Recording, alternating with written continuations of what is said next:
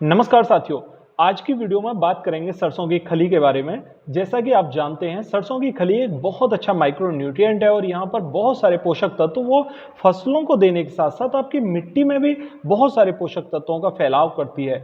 यदि सरसों की खली की बात करी जाए तो यहाँ पर एनपीके जैसे खाद सरसों की खली से आप ले सकते हैं, क्योंकि अभी बड़े स्केल पर एनपीके जैसे खादों की जरूरत होगी और यहाँ पर यूरिया, डीएपी और पोटास जैसे खादों की कमी होने के कारण किसान भाइयों को बड़े स्केल पर यहाँ पर परेशानियों का सामना करना पड़ेगा।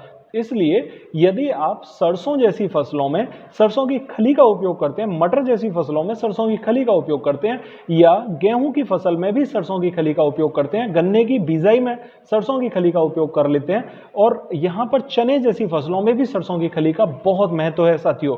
तेल वर्गीय फसलों में आप सरसों की खली का उपयोग कर सकते हैं और दाल वर्गीय फसलों में आप सरसों की खली का उपयोग कर सकते हैं और बहुत अच्छे रिजल्ट ले सकते हैं। बहुत सारे किसान साथी अभी मूंगफली की खेती कर रहे हैं, वहां भी सरसों की खली का बहुत महत्व है। सब्जी वर्गीय फसलें जितनी भी हैं, उन फसलों में सभी में सरसों की खली का उपयोग बहुत अच्छे स्केल से किया जा सकता है। यहाँ पर आप सरसों की खली से तीनों प्रकार के खाद, अगर देखा जाए नाइट्रोजन, फास्फोरस और पोटास, तीनों ले सकते हैं। सरसों की खली के अंदर आपको नाइट्रोजन 4% तक मिल जाता है, फास्फोरस 2% तक और 1% तक पोटास यहाँ पर मिल जाता है। ये बहुत अच्छा माइक्रो न्यूट्रिएंट है और बहुत अच्छे पोषक तत्व तो इसके अंदर होते हैं। यदि आप सरसों की खली की क्रियाशीलता देखना चाहते हैं कि ये कितना एक्टिव होकर काम करता है, तो आप इसे मिट्टी में यूज करके देखिए।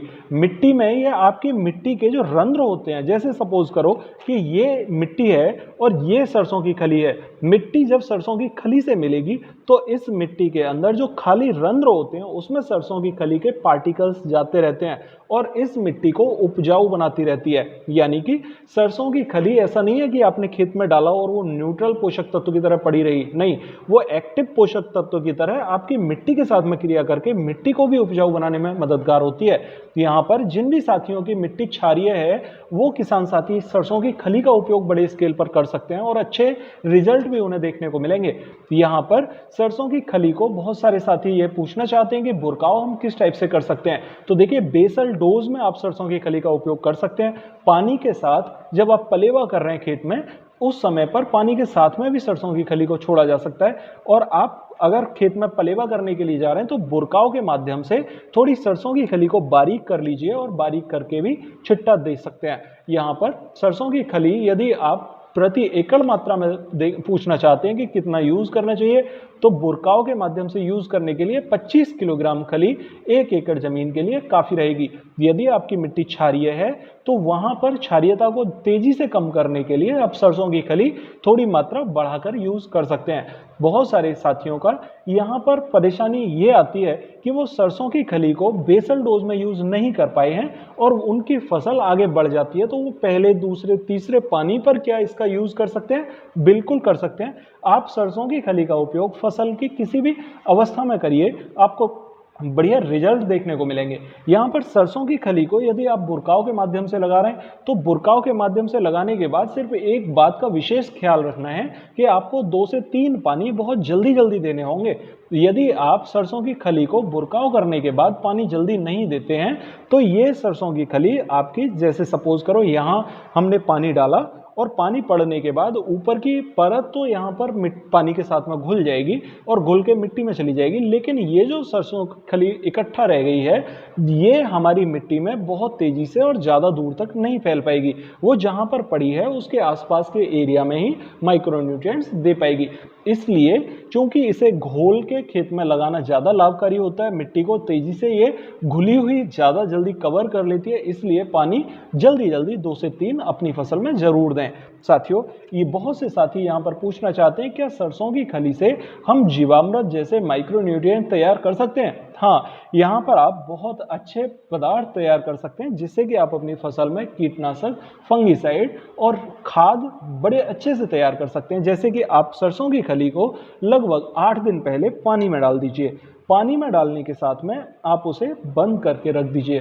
सरसों की खली की अगर आप पानी के साथ में डोज पूछना चाहते हैं तो ये लगभग 5 किलोग्राम खली को 50 लीटर पानी के अंदर आपने डालना होगा और उसे कवर करके रख दीजिए 8 दिन के लिए। और इस पानी को आप 1 एकड़ ज़मीन में पानी के साथ में टोटी की सहायता से चला दीजिए। ये आपके लिए बहुत मददगार साबित होगा। यदि आप पलेवा में पानी के साथ में सरसों की खली छोड़ना चाहते हैं तो सेम डोज यानी 5 किलोग्राम सरसों की खली को पानी के साथ में टोटी की सहायता से छोड़ सकते हैं। वो आपके खेत में पलेवा में काम करेगी। कुछ साथी पूछना चाहते हैं कि क्या सरसों की खली हमारी उपजाऊ क्षमता को भी बढ़ाती है, हमारी फसल में उत्पादकता बढ़ाने में सक्षम है या नहीं है। मैं आपको बता दूं साथियों, जिन भी किसान भाइयों ने सरसों की खली का अभी तक यूज़ अपनी फसलों में नहीं किया है वो एक बार यूज़ करके देखें। 20 से 25 किलोग्राम खल अगर नहीं डाल सकते हैं तो 15 किलोग्राम प्रति एकड़ के हिसाब से खल डाल दीजिए। यहाँ पर कुछ साथी कहना चाहते हैं कि सरसों की खली तो बहुत महंगी आती है, इससे हमारे खेत में इससे बेहतर तो यह है कि हम डीएपी या यूरिया जैसे खाद लगा दें। बिल्कुल, आपका कहना बिल्कुल सही है, लेकिन आप यदि सरसों की खली का उपयोग करना चाहते हैं तो सरसों की खली आपके लिए बिल्कुल फ्री में उपलब्ध हो सकती है। कैसे कि आपके घर में हर फैमिली में 25-30 लीटर तेल प्रति ईयर यानी कि हर साल खर्च होता है और हम देखें तो हर घर में 1 से 2 लीटर तेल प्रति महीने खर्च होता है। साथियों, यदि हम सरसों की खली लगभग 1 क्विंटल सरसों ले लें और उसकी पिलाई करा के उससे सरसों की खली निकलवा लें तो 30 लीटर तेल यानी 30 केजी तेल वहाँ से हमारा निकलेगा और 60 केजी सरसों की खली हमारी प्योर बचेगी, जो कि सरसों से निकली हुई होगी और वो हमारे खेत में ज़्यादा कारगर साबित होगी। यहाँ पर आप देखेंगे कि जो आपने 5,000 रुपये की सरसों खरीदी है उसका तेल आपका 30 लीटर हो गया। यदि मैं इसे देखूं कि 150 रुपये पर लीटर के हिसाब का तेल हमारा लगभग 4500 रुपये का हो गया। और यदि मैं सरसों की खली की बात करूं तो हमें लगभग फ्री में सरसों की खल मिल जाती है। तो साथियों, इस टाइप से आप सरसों की खली बड़े स्केल पर ले सकते हैं और इससे आप अपने खेत में उत्पादकता बढ़ा सकते हैं और वो भी बिल्कुल फ्री में। यहाँ पर कुछ साथी पूछना चाहते हैं कि सरसों की खली को हम 10 गुना कैसे मल्टीप्लाई कर सकते हैं। यदि आप सरसों की खली 1 किलोग्राम लेते हैं तो उसमें 1 किलोग्राम गुड़ मिक्स कर दीजिए और गुड़ मिक्स करने के बाद उसे 8 दिन के लिए ब्लॉक कर दीजिए। ब्लॉक करने के बाद में 8 दिन या 10 दिन के बाद जैसे ही आप उसे ओपन करें, पानी के साथ में टोटी की सहायता से खेत में चला दें। इससे आपके खेत में सरसों की खली की जो प्रक्रिया है वो 10 गुना तेजी से होगी और ज़्यादा मिट्टी कवर करेगी और ज़्यादा उत्पादकता वहाँ पर आपको देखने को मिलेगी। यहाँ पर कुछ साथी पूछना चाहते हैं कि हम स्प्रे के माध्यम से कितनी मात्रा में सरसों की खली का उपयोग कर सकते हैं। यदि आपको यहाँ पर 100 लीटर पानी लेना है तो 100 लीटर पानी में आप 1 किलोग्राम सरसों की खली डाल दीजिए स्प्रे के लिए और यहाँ पर आप उसे 10 लीटर पानी में मिक्स कीजिए, यानी कि 1 किलोग्राम सरसों की खली 10 गुना पानी।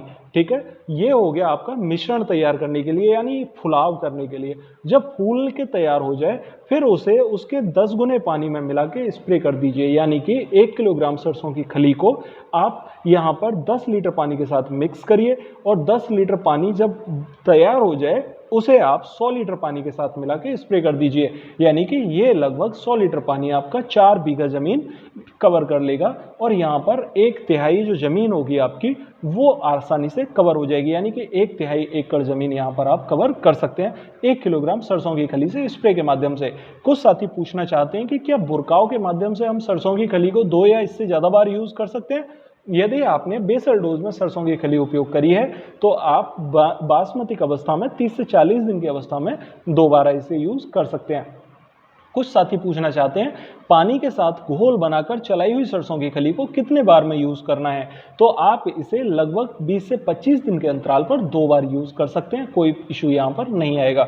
स्प्रे के माध्यम से अगर आप यूज़ करना चाहते हैं तो फिर भी वहाँ पर आपको 20 दिन का अंतराल रखना होगा और यहाँ पर 40 दिन में 2 बार अपनी फसल में इसे यूज़ कर लीजिए स्प्रे के माध्यम से लगाने के लिए।